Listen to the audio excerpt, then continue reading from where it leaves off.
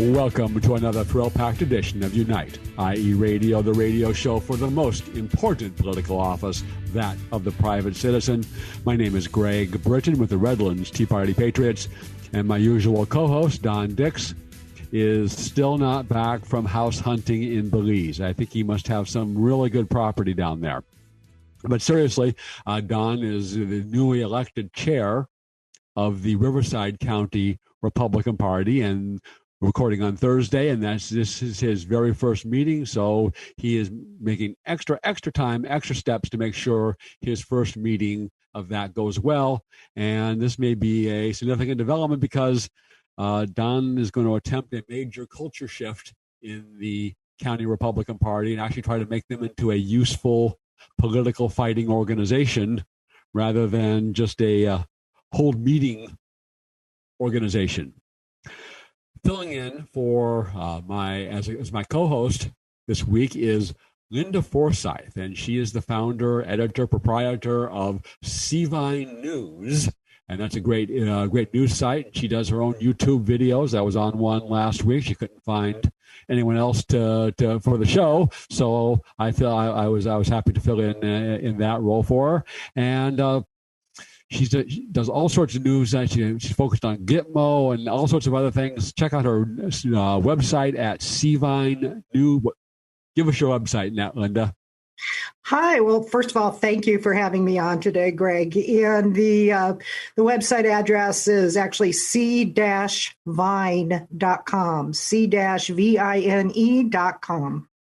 Well, welcome. And first thing I feel compelled to talk about is the passing this week of Rush Limbaugh. And for those like myself that do this on a amateur basis once a week, we're always amazed and look up to and are inspired by Rush Limbaugh's example. And it's hard to maybe to quantify or put into words, but he had a quality such that if you turn it on the show and there's a guest host on that day, immediately other than maybe Mark Stein, immediately the guest host, it's just not somebody that's particularly interesting to listen to. Whereas Rush had that presence on the radio that he commanded your attention. And just a fantastic career. Rush often said that his talent is on loan from God, and we on our show say the same thing. That our talent is also on loan from God, albeit the microloan department. Linda, what stands out to you? I mean, now that Rush has passed, I mean, what stands out to you from either his career, his life? The man was fearless. He had absolutely no problem of laying out the truth straightforward in your face. It was absolutely right on target. He was always that way. He was incredible in the way that he could do analysis. How he was using his discernment was also outstanding. He always was able to point out things that maybe quite a few people couldn't before. He's irreplaceable, truly a great loss. That's certainly the case. And I think you hit on a key point. He wasn't afraid. He never let the Democrats and the left and the media are often very effective at getting Republicans and conservatives and corralling them and saying, this is what you can talk about. This is what you can't talk about. You can say this. You can't say that. You can't make fun of us. And Rush had none of that. He would say what he wanted to, and I think they particularly disliked this. He made fun of them. Yes, he did. And that's probably part of the entertainment value of Rush Limbaugh. That's why we love him. And you're right. It leaves a huge void. I don't think that anybody is going to be able to command that kind of presence, that kind of ratings, that he was able to command for a long time. I mean, it's one thing to be hot for a while, and have a good audience for a while, but to sustain it for 30 years. Well, not only that, he went through a lot of adversity in the meantime, and the way he always rose above it, he always seemed to come back, and everybody, his audience, continued to be there for him, and as you said, for a very, very long time. Yep, there was a time when he couldn't hear. He had lost. He was gradually losing his hearing. Ultimately, was either totally or almost totally deaf, and he still found a way to do a show. Well, who do you think?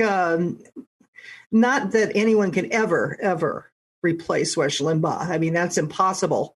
But do you think there's even anybody out there right now that comes close to having the same kind of caliber?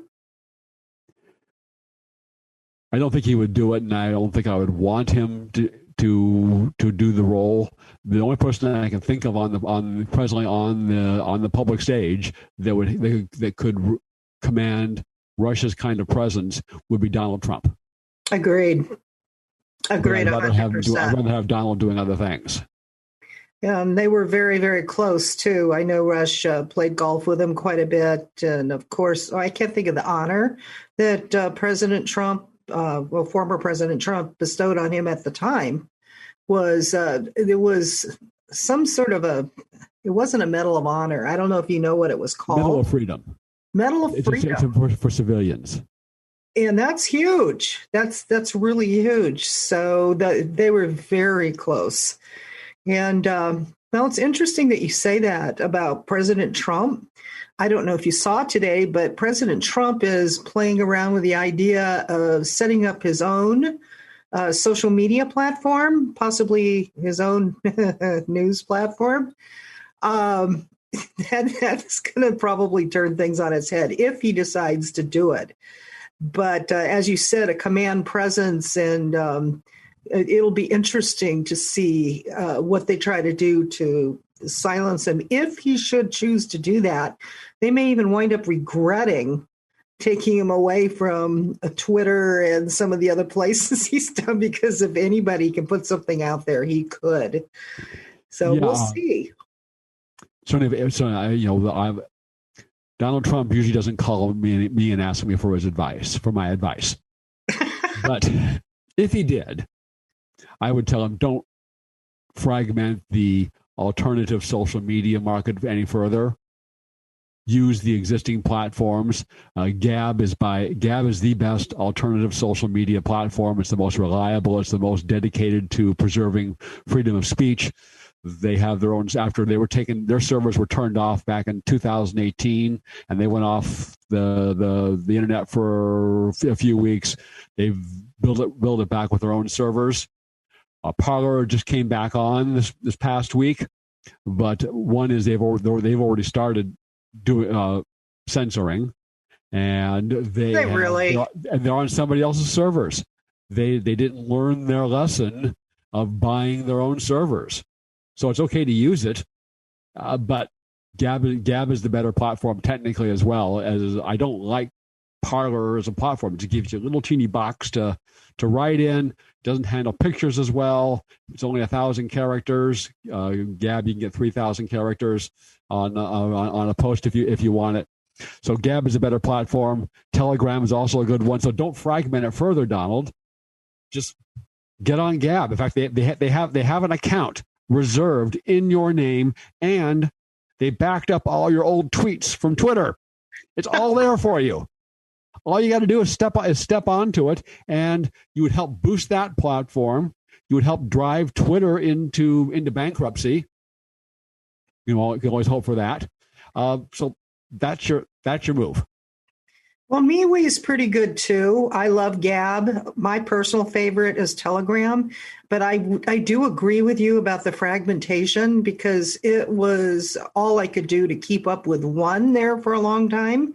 And then plus doing the videos, it just takes a lot of time and effort. And when you're jumping all over God's little green acres to this social media platform and this one, and you're trying to build them all up at the same time, it's diverting all your energies. I have a feeling, though, things are going to kind of settle themselves down because people right now are just running to try and find some place where their voice isn't silenced. And that's the big thing. That is the main thing. And that's the only reason I brought up about Trump starting his own thing, because I think they'd have a little trouble silencing his platform, and everyone might just go over there, and there goes your fragmentation problem. But I don't know. I'm speculating, but you're right. The fragmentation as it is right now, I think it's just kind of a bridge for the time being until we get things settled down. If they stop the censoring, it wouldn't be an issue. Right. They have no intention of stopping the censoring. Rulers have always wanted to control the flow of information to the people. It is so much easier to rule when the people voluntarily obey. And when you can be the sole source of information going to the people, if you can be the Pravda of the Soviet Union or whatever the equivalent is in communist China, then that's the source of information. And people don't have other. No. They've oppressed people that are ruled by dictatorships learn a way, and I've talked to people and I've heard of people that were under the Soviet Union, is they learned to read between the lines of the propaganda. Well, I think we're starting to do that, because when we started CVine, we did a lot of research. What is the psychology behind the American people where they're just believing everything they're told? Well, it's because what they used to listen to was trusted. And that is what is being infiltrated. Any and every potential industry, person, situation out there that is trusted has been infiltrated, especially if they can be bought out or blackmailed or, threatened, any number of different things. And we're talking everything. And so especially when they start infiltrating the schools, and, your children, starting at a young age, what are we taught as children? You listen to people who are in positions of authority. Well, when you grow up that way, and or even if you start going to college and your university teachers are teaching you certain things, you were taught to trust them. We are taught to trust, to believe what they have to say. And this is how it's just migrated over into everything, where, you have to start thinking for yourself. You mean we're allowed to do that?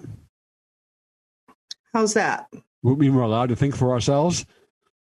But that's a very good point about this concept of trust. And we'll pick that up after this break and word from our sponsor, Ed Hoffman of Summit Funding, the place to go for your real estate lending needs, both residential and commercial. Back after this. Welcome back to Unite IE Radio, the radio show for the most important political office, that of the private citizen. My name is Greg Britton, and my usual co-host Don Dix is getting ready for his first meeting tonight on Thursday when we're recording with the new chair of the Riverside County Republican Party, and we wish him well in his efforts to make that organization into something that is useful in the cause of defending our freedom and our country. My guest host this week is Linda Forsyth of CVine News Network. You can find their good work at c-vine.com. And just before the break, Linda was making a point about that the times past is he had trust. You remember Uncle Walter Cronkite. People trusted him. Maybe they shouldn't, because he was a very far left guy, but he kept that hidden. And if Walter said something, people believed it. And that is largely gone. There is no one in the country. I was thinking about this in terms of the recent election and the vote fraud. There is no one in the country who has sufficient trust and confidence that he or she could claim a substantial majority of the population if this person said, I looked into it and said, yes, there was vote fraud, nor there wasn't vote fraud. They would only claim the partisans on whichever side agreed with that. Or take, for example, the coronavirus and the new vaccine. Do you trust? Can you even trust the CDC and the FDA and normally these agencies that you thought were these nonpartisan agencies dedicated to protecting public health? And we see that's not with coronavirus. That's not so. They are partisan agencies and politicized agencies. Who can you trust? Who can you trust these days? And other than you have people, your friends, you may have yourself, your own knowledge and research. But is there any government agency? Is there any politician? Is there any national media figures that you can trust? Now, my news sources that I rely on most are Gateway Pundit, Breitbart, and there's some others, Epoch News, Epoch Times. But really,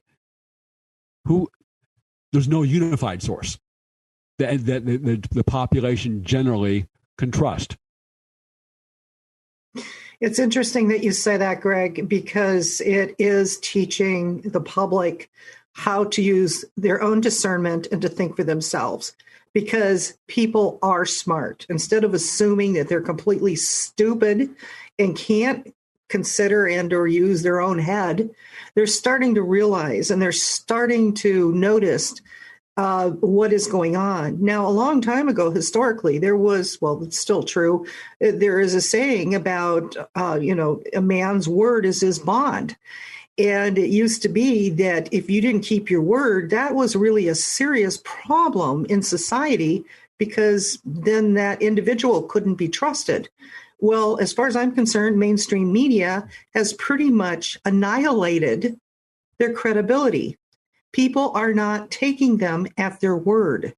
And so anyone else that tries to circumvent mainstream media, they come from the other direction and try to do whatever they can to make them lose their credibility without understanding how much they're really cutting their own throat, quite frankly. Right. They chose to be overtly partisan and blatantly overtly partisan. So there's a market for that. There's a market for tell me again what a terrible person Donald Trump is, and they stay in business on that. And it's unfortunate for the country, but I don't know any way around this. Is how do you determine in any reliable sense whether the coronavirus vaccine is effective and safe? How do you determine whether you should be wearing masks or not?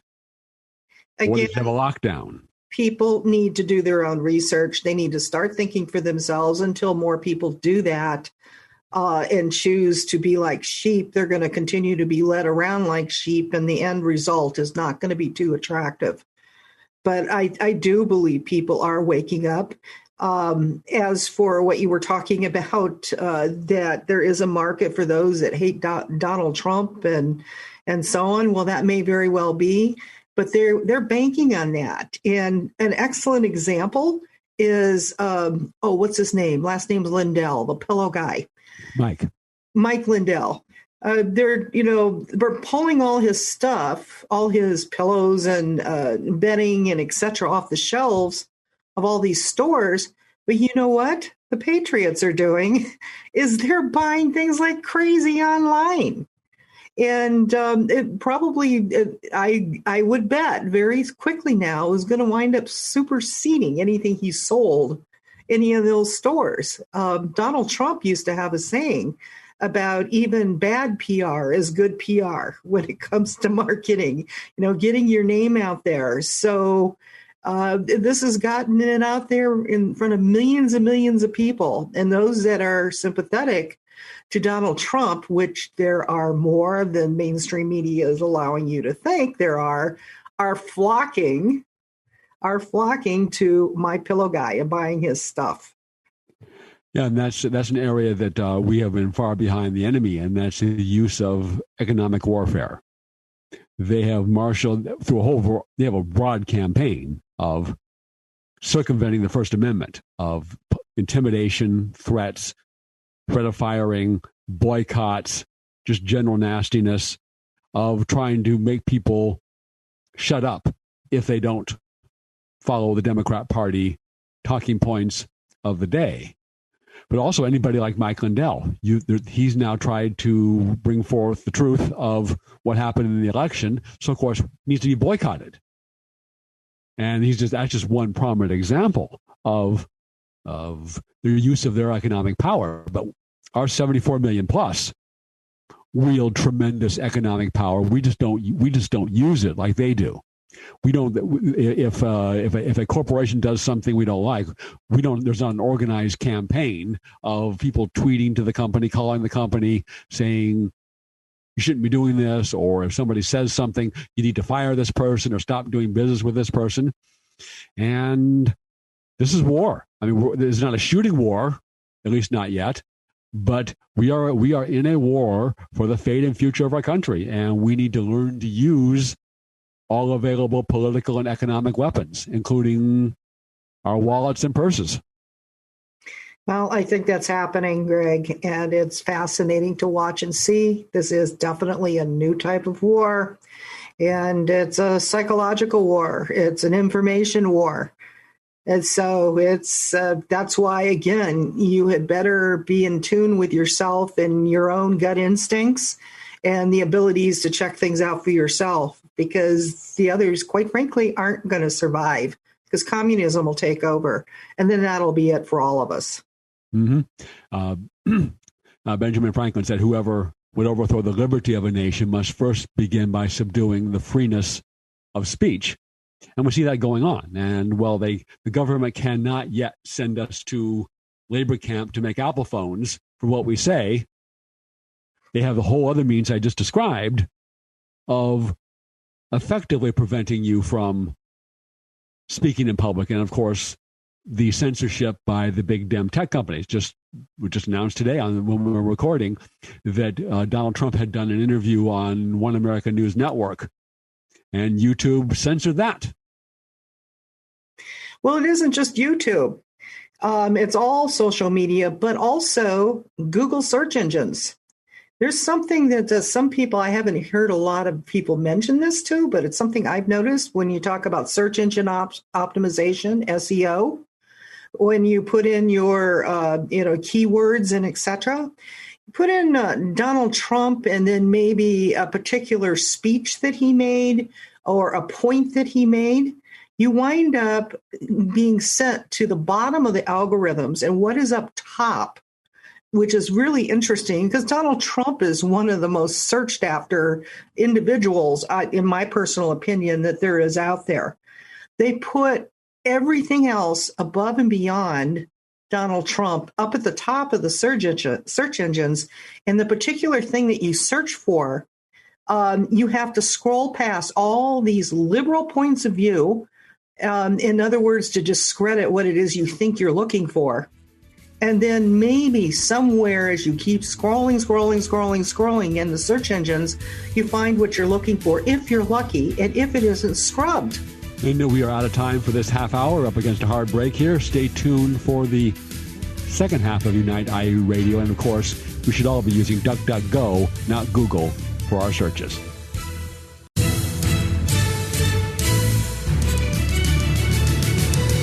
Welcome back to Unite IE Radio, the radio show for the most important political office, that of the private citizen. My name is Greg Britton, and my usual co-host Don Dix is away this week, and filling in for him is Linda Forsyth of CVine News Network. You can find her good work at c-vine.com. And one of the subjects that Linda wanted to talk about, and one of probably other than maybe the corrupt election of 2020, the largest story was coronavirus, a.k.a. COVID-19, a.k.a. the return of the plague.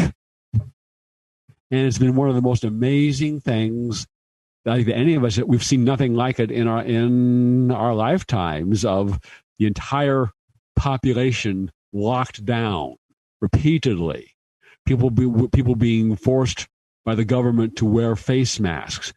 Tens of millions of people thrown out of work, $4 trillion plus of debt added to our already much too large national debt.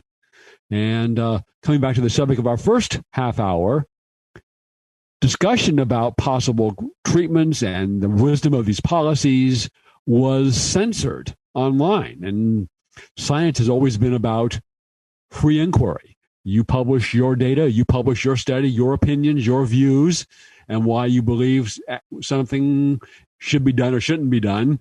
And other scientists or doctors would say, well, no, you're wrong because. And that's how science advances. But it doesn't advance by censorship, which is what we've seen with coronavirus.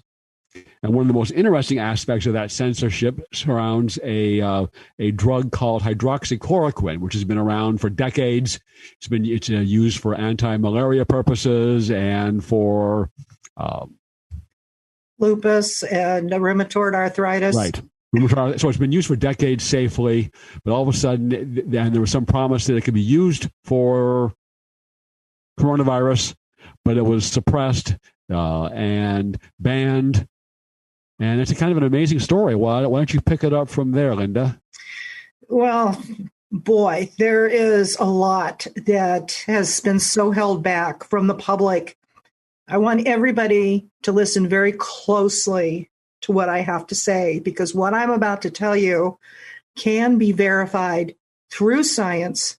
We are going to put up this information on our website also, but you also can find it on a website that we have nothing to do with, and we get absolutely no compensation for you looking at it or using it, is America's FrontlineDoctors.com. That's America's FrontlineDoctors.com, no apostrophes. Dr. Simone Gold is the one that started Frontline Doctors, and it became to the public eye where she and 10 other board-certified physicians, MDs, spoke in front of the Supreme Court. And they outlined all of the healing properties, preventative properties of hydroxychloroquine, on how it could not only help prevent COVID-19, using it as a I can't think of the word for it. Well, I'm just going to say preventative. But also, if you took it within the first week or so after you develop symptoms, you would have a relief of symptoms within the first 12 hours and complete relief within the first 24.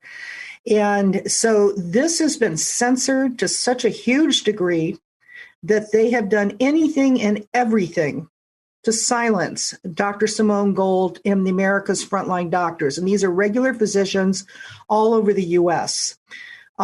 They have gone to the censoring to such a degree that they are silencing all the science that proves it. Silencing the science. And so, like Greg was talking about, at least physicians or whichever intellectuals are going to be discussing something, that isn't even being allowed. It's only one-sided. I found out to the degree that what they were talking about when, approximately, 5 months ago, I thought I had come down with COVID. So I went to the urgent care because I'm a high risk to be tested to see if I had it. And it turned out, I found out within 45 minutes that I didn't have it. I was like one of the first cases of just the flu. But while I was talking to the doctor in the meantime, waiting for the test results, I asked her how I could, if she would write me a prescription for hydroxychloroquine. Oh, we don't do that here. It's too dangerous. And I go, since when? It's been FDA approved for 40 years. When did it just become dangerous? And she goes, well, it can cause all these kind of problems. And I go, well, it's still FDA approved. Individuals take it in African countries. It's over the counter for prevention of malaria and also to get rid of the symptoms of malaria, to cure it. but also they take it and have taken it for many, many years. Many people are taking it for rheumatoid arthritis and lupus here in the United States. And the only reason it's not over the counter here in the United States is because we don't have as much malaria. And you can go to your doctors and be given a prescription for that. Forgive me, Greg, but I really need to get this part out. America's frontline doctors have set things up because people are dying needlessly. If they are prevented from getting COVID-19 in the first place, then it's not an issue anymore. It's also not an issue to shut down the entire world in their business. Wouldn't have to happen because it would prevent it. And I need these very bold statements, but you need to listen to the science behind it between not just a couple of doctors, but many, many physicians. Now, America's Frontline Doctors has conducted something for the public that some of you may not know of. If you go to the americasfrontlinedoctors.com website, they have physicians from all over the United States that if you want hydroxychloroquine, whether it's for preventative or you've been diagnosed with COVID, they will call you, a regular physician, a regular MD in your area, have a phone conversation, find out your medical history, they'll find out what medications you're taking, and then they will prescribe hydroxychloroquine along with usually vitamin D3 if it's necessary, and also for I'm throwing a blank. There's a couple of medications in there that they will. What, Greg? Yeah, there's a companion drug, and I don't recall that it begins with the letter A. I don't recall the name of it. That's usually given with the hydroxychloroquine. But it's also interesting to look is how the science, and I'm using air quotes as I'm saying that word, has changed miraculously since the election. Before the election, it was so you couldn't use it. It was dangerous. It was ineffective. And all of a sudden, after the election, it's it can really work. And studies are getting published. And the AMA, which is a left-wing organization of doctors, now says yes, hydroxychloroquine can be effective. There was a study published in January in a medical journal that patients that take hydroxychloroquine are 84% less likely to be hospitalized. That is correct. And even Facebook, which was censoring any information and censored Dr. Simone Gold for speaking out about it. And all of a sudden, they've changed their position. Amazing. All of a sudden, it's no longer, quote, misinformation, unquote. You have to wonder are they now going to go back and censor all of the posts that said hydroxychloroquine doesn't work and uncensor all of the posts that are now deemed correct that says it did work. Well, they've done things worse than that, Greg. They've made it so even though a doctor prescribes hydroxychloroquine, if you can find one, you go to a drugstore and they'll say that they can't fill it, that they either don't have enough of the medication, which is not true, or they're saving it for the people who have rheumatoid arthritis, et cetera, and so on. And that's another thing you should be aware of about the America's Frontline Doctors. When they prescribe it for you, they will have a pharmacy in your area that supplies it, call you, verify your address, and then they will mail it directly to your doorstep. So within a couple of days, you can have a physician's prescription if they deem that you're able to take it, and you can have it delivered right to your doorstep. Right, and there were favorable studies from the get-go. There were some bogus ones. One was withdrawn. Some were very late. Were given very late in the disease process. That were trying to say, well, it didn't work. But even back to last spring, the overwhelming majority of studies showed that hydroxychloroquine was effective, and here's the bold truth, and I think you were saying this, but it bears repeating. The ruling class, the Democrat Party, chose to suppress this effective drug and unnecessarily result in thousands, maybe tens of thousands of people dying unnecessarily for two reasons. One, to gain political power and win the election. And two, to make money, because hydroxychloroquine is long off patent and costs something like 60 cents a pill. It's not some new drug where you can charge thousands of dollars per treatment and you can get billions of dollars or tens of billions of dollars from the government to develop your drug, your emergency drug to deal with the disease. It was already there. And so the ruling class couldn't make money off of a drug that anybody can manufacture and manufacture cheaply at a very low profit margin. And that shows the nature, the evil nature of our enemies. That's not only that. Dr. Simone Gold said that when she first started prescribing it, when she was an emergency room physician, she started prescribing it. The hospital talked to her about stopping her from doing that.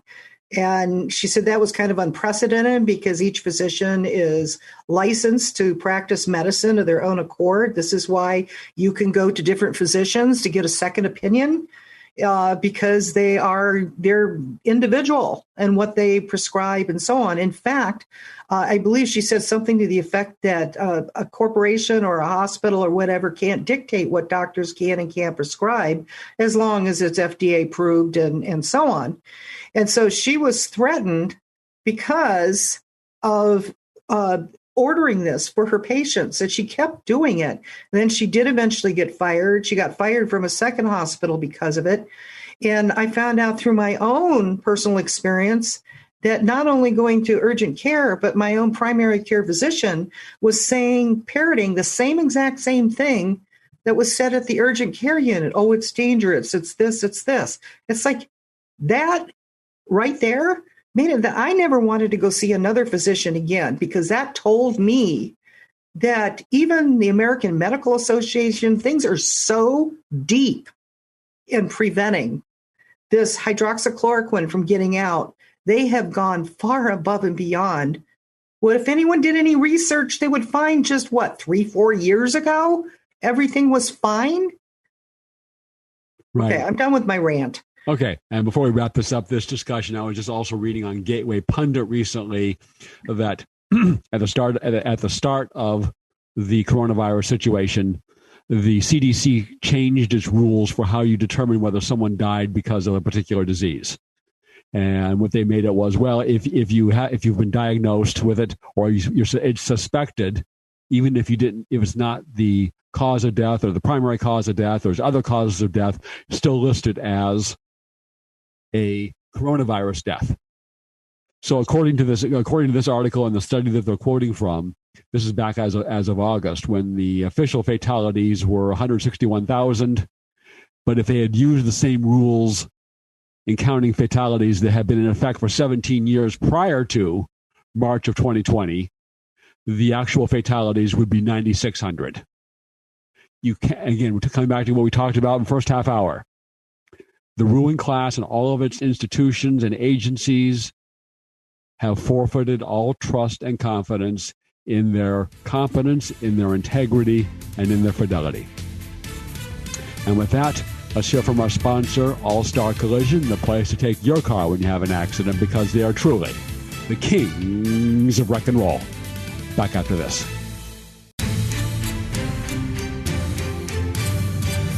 Welcome back to Unite, IE Radio, the radio show for the most important political office, that of the private citizen. And we're going to shift gears again for this last segment here to the government-run schools, which are, we mentioned in the first half, that's where your future citizens are being trained or not trained, indoctrinated, or being taught proper civic values and love of country as people of our generation were. And there were two articles this past week that caught my attention, illustrating the decline, I would say more than the decline, the moral and intellectual depravity of the government-run schools and the left, which now fully includes the Democrat Party. And the first was in Oregon. They're making math students show their work is white supremacy. And in New York City, a principal sends home a list of white identities. Of course, you would never send home a list of black identities. They send home the list of white identities, and various choices that you can be. You can range from being a white supremacist through white privilege, white benefit, to white critical, to being a white traitor, to ultimately to white abolition. So they want to abolish whether white people or what they call, quote, whiteness, unquote. And they're actually teaching children to be racist in the government-run schools and trying to divide Americans and children in the next generation based on race. And then the math, there's things like the manual enumerates the signs of white supremacy culture in mathematics with a focus on getting the right answer. So getting the right answer is now white supremacy. Or using math in the real world is white supremacy. Showing your work, as we mentioned. And, of course, grading students based on their demonstrated knowledge of the material. You don't want to grade them on whether they know 2 + 2 is 4, only on whether 2 + 2 symbolizes systemic racism. And not only does this harm the education of children, and particularly of minority children, so you're going to grow up not being able to do math, but it's also racist in and of itself, because the premise is that minority students, that black students, are not capable of getting the right answers. So making them do so is racism. You just almost at a loss to how do you deal with this? How do you even respond to people that think like this? Other than, of course, getting your children or grandchildren out of the government-run schools and getting them out now. Linda, do you have children or grandchildren in the government-run schools? Yes, and yes. I'll get that. I mean, maybe they're not as bad yet as New York City or Oregon, but it's pretty bad. San Diego. It's horrible. California, they've sexualized classes all the way down to kindergarten. It's absolutely horrific what's going on. And I know they're trying to get something put across. I don't know how long it's going to take about school choice. Right now, parents don't really have much of a choice if they have to work. Of course, nobody's working now, or very few, but if they have to work to be able to not have their kids go to the public run schools, their choices are limited. Whereas the school choice that they're trying to put out there, and Donald Trump was talking about doing something like that nationwide. Where does that stand? Well, actually, it's good that you ask, because I'm part of the organization that is planning to put a school choice initiative on the 2022 ballot here in California. And that we were able to gather so many signatures for the Gavin Newsom recall is a good sign, because we're going to need that same kind of volunteer effort to qualify the school choice initiative. And it's in concept very simple. There's various monies in various accounts and various sources that go into the government-run schools. The largest single source is what's called Proposition 98. That's a guaranteed that the government-run schools get 40% of state spending allocated to them. So all of that money, which this year is going to be about $13,000 plus, is going to go into an educational savings account for your children. And you can spend that money if you wanted to send them to a government-run school. And by the way, we should always say government-run school. Or you can send it to a private school. You can send it to a religious school, non-religious school, or any denomination that you, the parents, choose. Charter school. Charters. Well, a charter is another form of government-run school. If you like the charter school, it's your choice as the parent.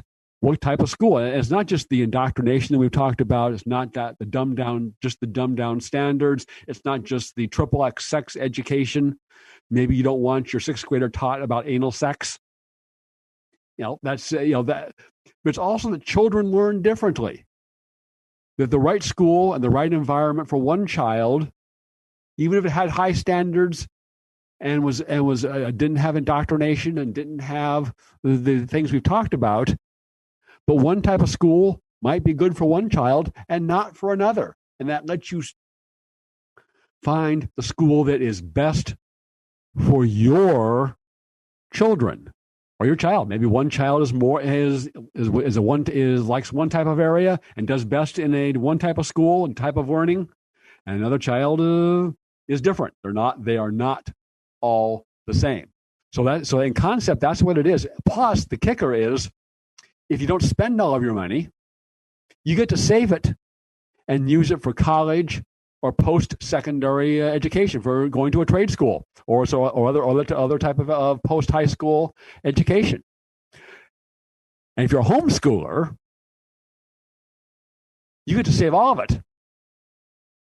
So you don't get to pay yourself for doing your homeschooling, but you can save that $13,000 a year towards your children's college education, and take a lot. And we hopefully that would encourage parents to homeschool their children. So that's the concept, and we think it's going to be popular. Now, we also understand that we are taking on the enemy, the Democrat Party and the teacher unions, at their core source of economic and political power, and we do not underestimate that challenge. These people will do anything and everything, legal and illegal, to stop this. That's all very well said, Greg. One thing I've noticed with going to these universities and everything, they're basically training everybody how to work for everyone else. You very rarely hear anything about entrepreneurship or trade school. And, small businesses are extremely important for people to become skilled in doing all different types of services you need to be trained for. And they're having not very many of these.